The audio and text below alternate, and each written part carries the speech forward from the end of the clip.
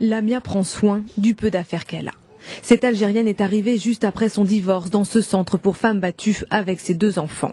Aujourd'hui, elle a voulu rompre le silence qui l'a emprisonnée pendant des années de brimades et de coups infligés par son ex-mari, des humiliations qui lui ont ensuite valu d'être rejetée par son entourage. Je suis venue ici après avoir divorcé, avoir été mise à la porte avec mes enfants par mon mari.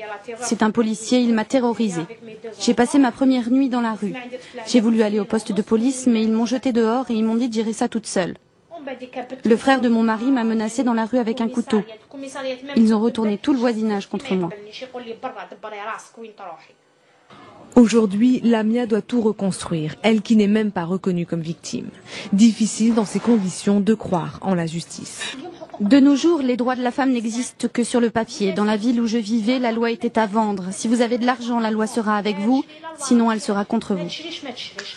Pour l'organisation non gouvernementale Amnesty International, c'est une mauvaise interprétation du code algérien de la famille, inspiré de la charia islamique, qui légitimerait discrimination et violence envers les femmes. Et dans les faits, de nombreux témoignages font état de la mansuétude de la justice dans les affaires de violence aux femmes. Une réalité mais pas une fatalité pour l'État algérien qui entend aujourd'hui faire évoluer les mentalités. Notre souhait est d'élaborer un programme qui inclut toutes les institutions nationales, mais aussi la société civile. Nous espérons qu'il permettra très rapidement de renforcer la capacité du pays à combattre ce genre de violence et assurer une meilleure prise en charge de ces femmes, ainsi qu'une meilleure prévention des violences faites contre elles. Une tâche longue mais indispensable pour un pays dont les voisins ont su adapter leur législation. Le Maroc et la Tunisie ont déjà plusieurs longueurs d'avance sur la question des droits de la femme.